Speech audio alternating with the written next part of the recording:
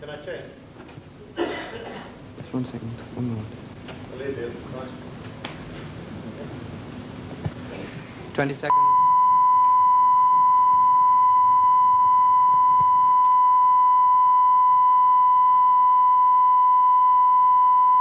Ten, 9, 8, 7, 6, 5, 4, 3.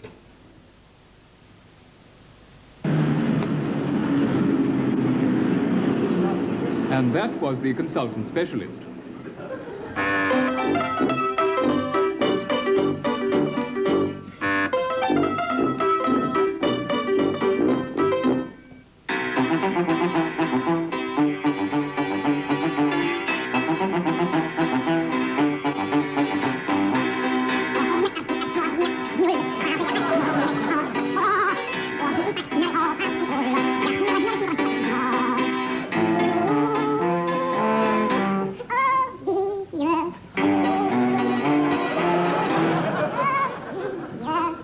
Good evening, or if you're in Australia, good morning, or if you're in Anguilla, good luck. Now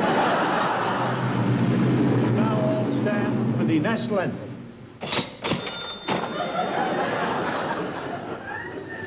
God save our gracious Queen, long live our noble Queen. God save our Queen. What a wonderful tune that is. Lovely tune. My wife and I often sing it of an evening, you know. I say to her, Molly, shall we go down to the lounge and sing God Save the Queen? She says, yes, John. And we go down and sing it. We often invite Ted and his mother to come over and sing it with us. Really is a lovely tune. God save our Queen. I can't understand why it isn't in the charts, you know. But seriously, folks, is it in fact like a dead palm tree, out of date?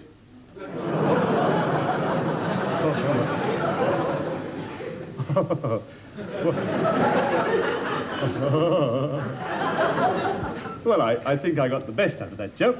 Get the best out of this one, sailor. Whoopee!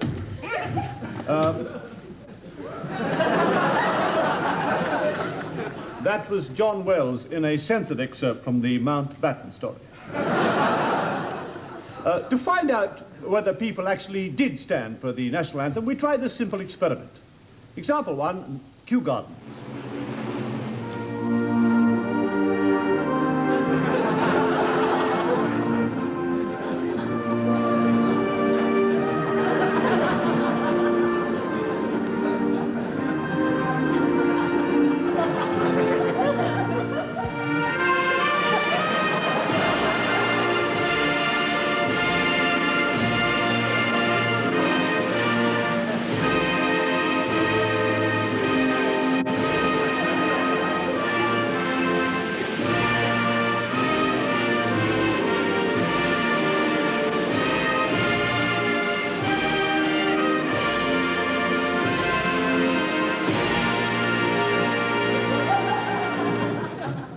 Number 2, the mall.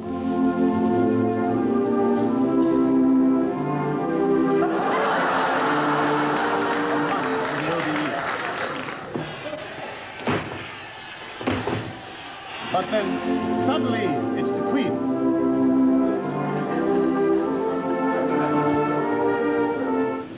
Number 4, a suet.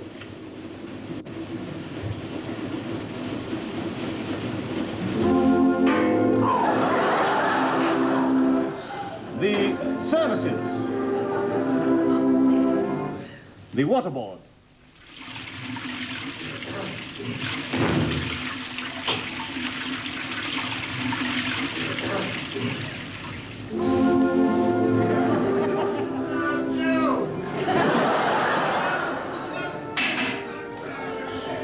Finally,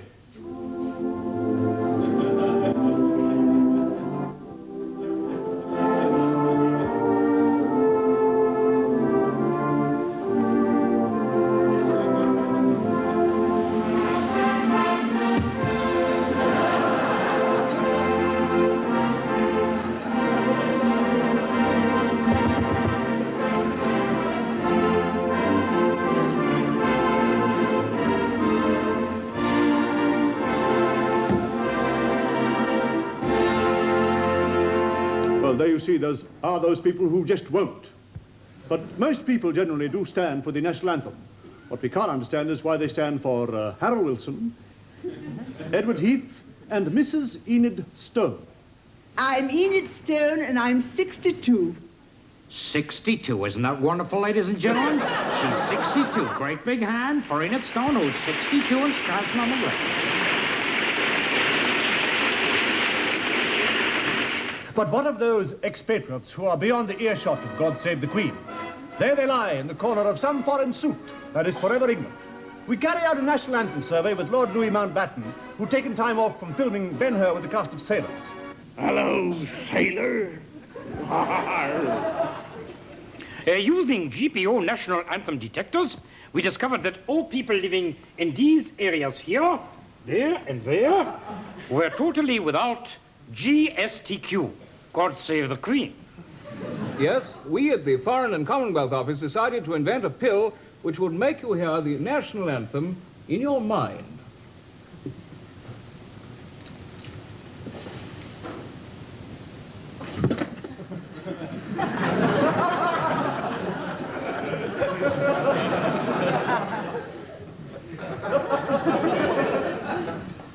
It's wonderful. Pretty good. I heard every note. God Save...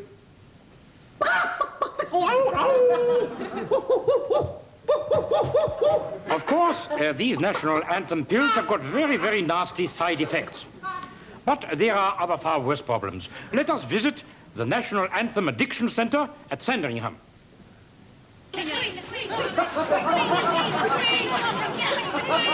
Here we see men suffering the advanced throes and acute agonies of national anthem mania.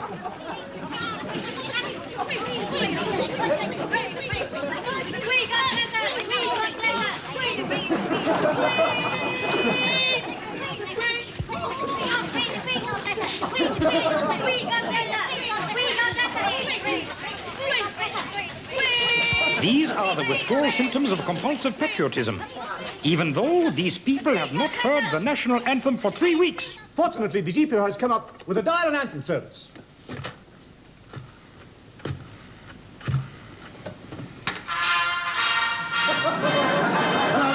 Oh, but I've got a wrong anthem. Hello? Let that give comfort to those who scoff at the Patriot, the well-known restaurant which serves brown Windsor soup in the shape of the Duke of Edinburgh. Oh, hold the wings over down. Oh. Excuse me.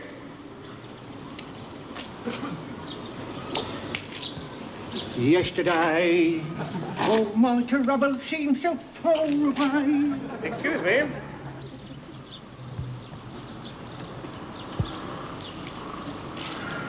Is there anybody out there?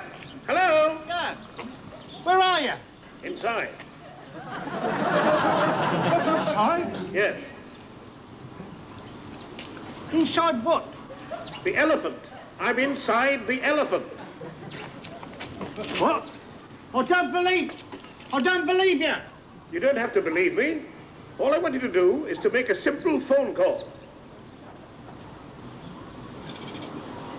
Walk about a bit.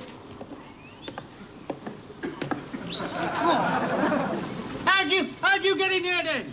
I know the right people. Oh. Yeah, I didn't mean any harm to you, sir. Yeah. Did you pay to come in, like? No. Oh, well, we'll have to see about that then, sir. Ladies, worried, nervy, the neighbors talking, the children becoming an embarrassment, then go out today and get married. You know it makes sense. Oh dear. That's £100. Well, he should be better soon. Yes? Doctor? Yes? Lady de Vere Rothschild is here. Oh, well, send her in, starting now. Doctor! Oh, nice to see Doctor! you. Yes. Oh, I haven't slept a wink in weeks. It's so dreadful, you see, the pains in my dog's legs. Yes. I thought at first it was like liver, because of all the spots before my eyes, like coloured snow in the Sahara. Oh, but now I think it's my heart the palpitating. congratulations. And then, of course, I'm sorry, I Lady, I'm sorry, Lady, your time is up and you owe me 38 guineas. Now, can you afford to come back again next week? Oh, certainly. Right, I'll have you this money made up. Any good bank will cash it for you.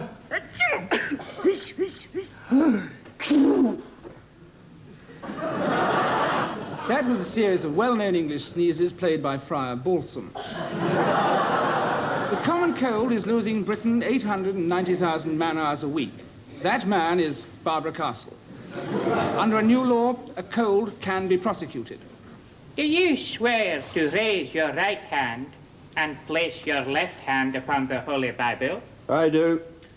My lord, the prisoner Morris Groynes stands accused of contracting Hong Kong flu on the 17th of November last, thus endangering his workmates. He sounds like a very serious diagnosis. Has he a record? Yes, my lord. Is it Lulu? He has a previous record, my lord. On the 1st of January of the same year, whilst a member of the Welsh Harp Midwinter Mixed Bathing Club, he contracted mixed measles. Mixed measles, I see. Is he an habitual invalid? Yes, sir. I have his medical card here. It goes back to the age of 3. He started in a small way with mumps and repeated sore throat. And then he went on until last year he was arrested for congenital bronchitis. I see. Now then, under National Health Service law, a man is fit until he's proved ill. Therefore, can we see the evidence? And this is late in the writing. Exhibit 1. Yes. 1 pot of menthol vapor rub found on the scene of the ailment. Exhibit 2. 1 nasal douche. A packet of continental throat pastilles. Plus 1 box of Kleenex, several of which have been used. Prisoner, in the face of this evidence, have you anything to say? I don't feel very well, my lord. An admission of guilt? I admit I've been a fool, Your Honour, but you see, I was a victim of my own circumstances. Travelling on the London rush hour travel with the jet set. Yes, my lord. And a round of cheese with some panyan pickle in, yes. This is a very serious charge. Will you, prisoner, please stand?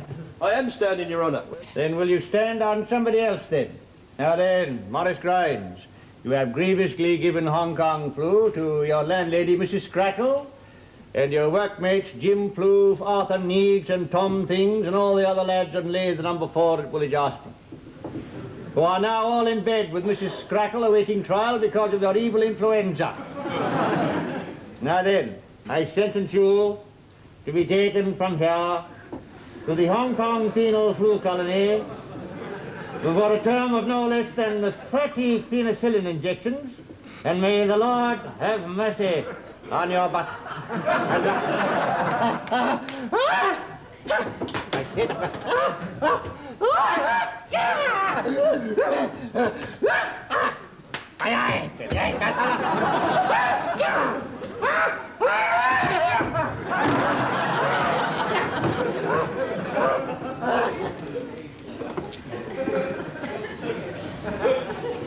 I am sorry, Your Worship, but I must apprehend you for sneezing in public. And I must warn you that any further accusation you may issue will be taken down and used in evidence against you. Officer, this could mean promotion for you. Whoopee! And now let us all join together and sing 141, oh sweet and sour, lobster balls and chicken chow. Sweet and sour lobster balls. This is the place. What's it all about, Alfie? Well, this bloke's got in here without paying. Oh, where is he? He's inside the elephant. Would you mind repeating that, sir? Yeah, there's a bloke got in here without paying. Where is he, sir?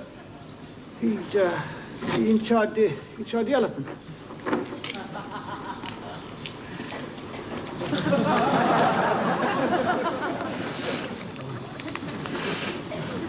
What's this for, then? I have reason to believe you're drunk in charge of an elephant. Oh, I apologize, Elf. You're not in charge of an elephant. Are you back yet? What was that? It's him. The bloke inside the elephant. I say, hello. Listen, yes, listen. We've got a copper out here, so you watch it in there, mate. What do you want to go and do that for? Excuse me, sir, it's a police constable here. I have reason to believe that you've got in here without pain. I'd just like a few particulars, sir. Look, all I want is this. Will somebody phone up Fortnum and Masons and tell them to collect my lawnmower as the axle is out of alignment? Can I have your name, please, sir? I'm not going to give it to you. Listen, don't mess around. You're in shot one of our best elephants. I can't hear you. Hold it then. How's that? I think he's within the law, I better go and get a search warrant, Elsie. All right, then. I'll keep my eye on him. I won't be long, Elsie. You're for it now, mate? Here, what's it like in there? You do it, Franz. Get the gun. All right, get the gun. Get the gun. Get the gun. Get the look there. Come over here. Right. Roundabout here's a good place, you see. Right, now then. Yeah. Which way is England, sir? Over there, it's over there. That's England over there, sir. Get your rifle on your shoulder. Right. Okay. Up there. Which one? The right one or the left? Left. The left one, sir, or the right one? All right. Now, this is what you do. Yes. You order around, you do one, two, three. Three. Yes, sir. I've got that. Good. I'll do it again. This is the Free Welsh Army training on a piece of waste ground loaned to them by the Deptford Borough Council. These men had sworn to annex Wales from England, and as you know, Wales is an annex of England. Over now to their headquarters, Shirley Bassett.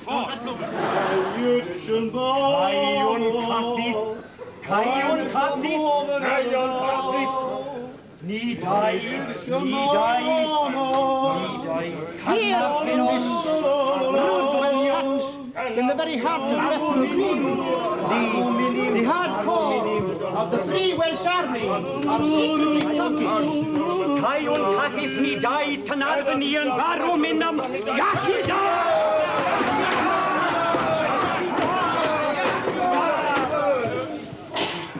Group leader Ossett, tell me, what is this revolutionary plan of yours to take over Wales? We're eating it!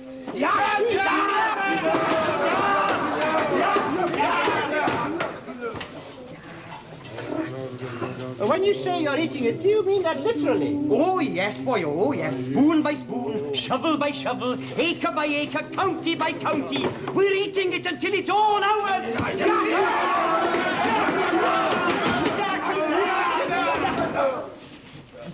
These sacred piles of Carmarthenshire earth were freshly picked from a sheep-covered hill at dawn. Tell me, do you have many such piles? Oh, yes. Today we eat this pile.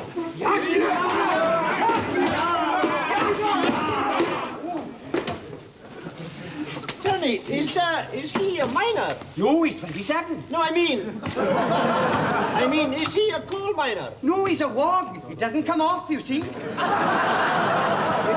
Certainly didn't come off that time. Tell me, why of all people did you choose him to eat whales? Oh, they'll eat anything, you see. I see. Of course, the rest of them are all Welsh, of course. Oh, no, he's Irish. He's Irish? Uh-huh. What about him? Oh, he's Jewish. Strange. He doesn't look Jewish. Are you Jewish? No, it's bad enough being Welsh.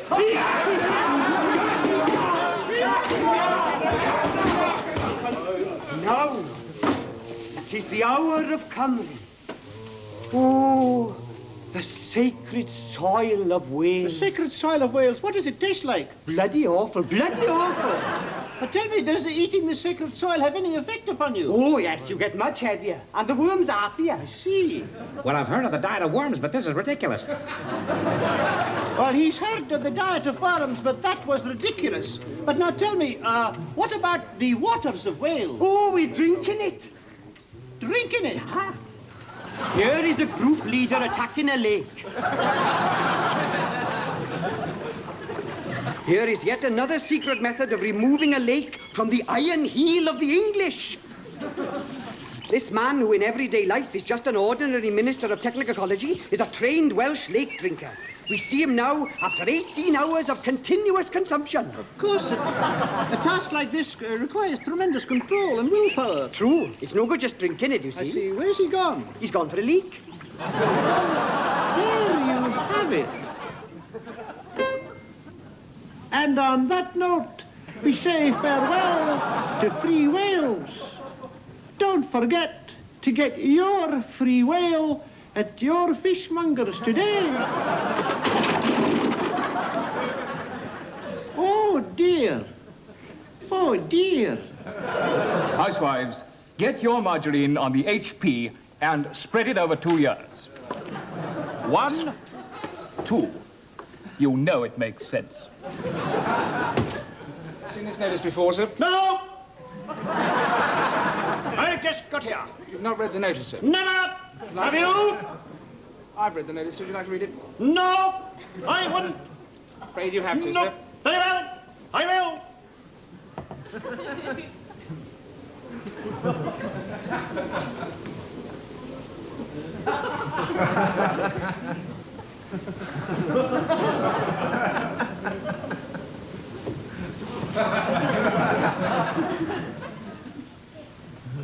Don't do it!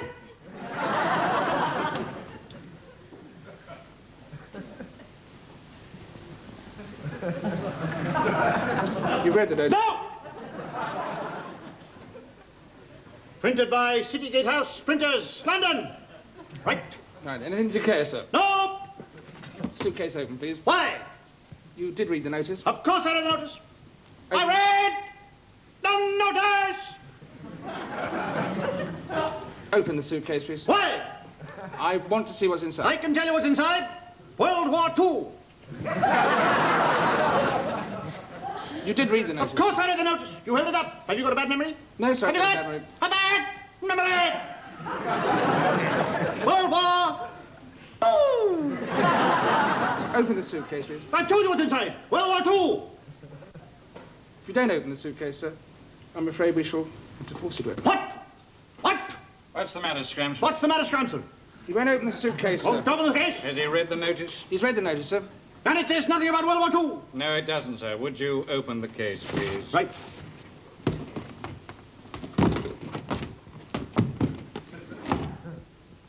World War II is gone.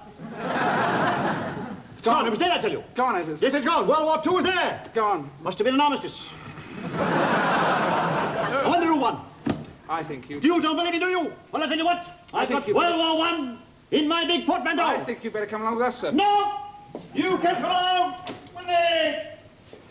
We shall return to that sketch, as is our custom, after this next message.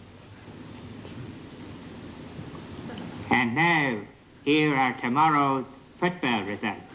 Tottenham 1, Arsenal 2. Burnley 4, Newcastle 2. Leeds 9, Stoke 2. No, I'm sorry, they just scored again. Stoke 3. That goal was scored by a tall, dark, handsome man who will shortly be crossing the water in return for large sums of money. The match between Sheffield Wednesday and Manchester United will be cancelled when the score is 6-2. 62, isn't that wonderful, ladies and gentlemen? 62, that's really great. Let's hear it once more for 62. Well, I'm told that our outside broadcast unit are ready for us now, so let us go over in time to join the speeches at the centenary dinner of Amnesiacs Anonymous. The rehabilitation rate of Amnesiacs Anonymous is not all that it might be. Open the case, then, sir. No! No! If you won't open the case, sir, I'll have to search you. What do you mean? Search you, sir. How? The top jacket off first. What do you mean? You take it off. Show me what you mean. It's quite Sorry! easy. You must have taken the jacket off before. What do you mean? Right, now the And the collar and tie. Right, sir. Now the collar and tie. The collar and tie. Let me help you. Now the trousers.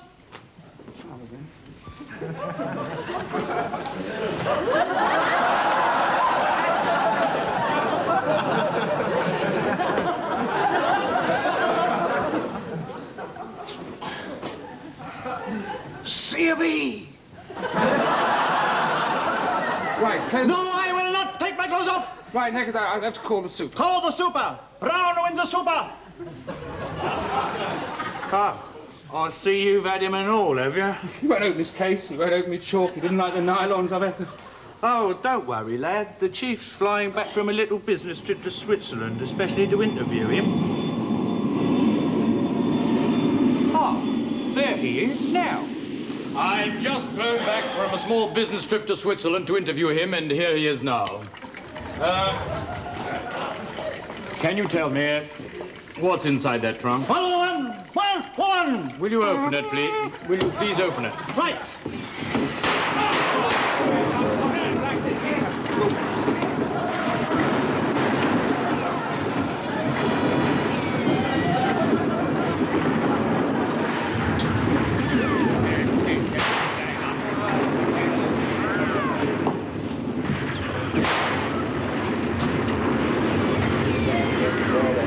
And Gibraltar, please extinguish all pipes and cigarettes, collect our hand luggage and prepare to embark. Passengers to Bordeaux, Madrid and Gibraltar, please prepare to embark.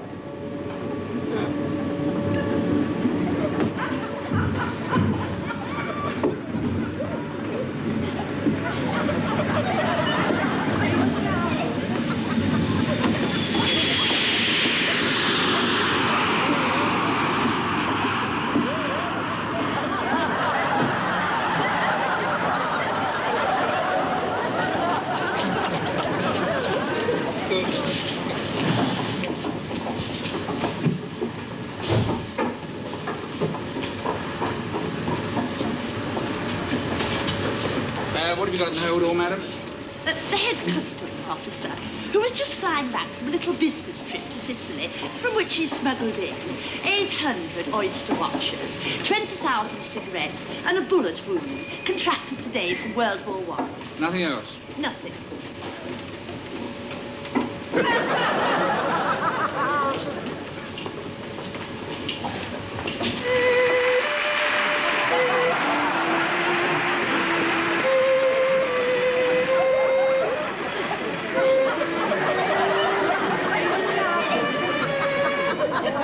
I'll be here in a couple of minutes. Alfie? Alfie? Where are you, Alfie? I'm in the elephant. He's holding me to hostage. Don't you come near here, Papa, or I'll let him have it. Have what? Never mind what, but there's a lot of it about. Well, don't go away, Alfie. I'll be here in a minute. And hurry up, mate, hurry.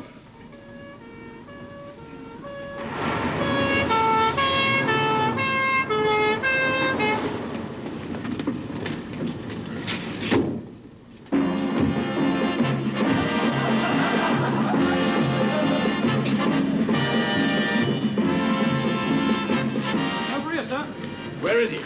He's in there, somewhere. Lockhart here. Come out with your hands up and there'll be no trouble. Come and get me, copper. Don't try to make a break for it. We've got every exit covered. I'm sending in a warrant. You'll never get it to me. This place is foolproof. Don't you worry. We have our methods. The writ is typed on the bun, sir. Good. Carry on, Constable. Yes, sir.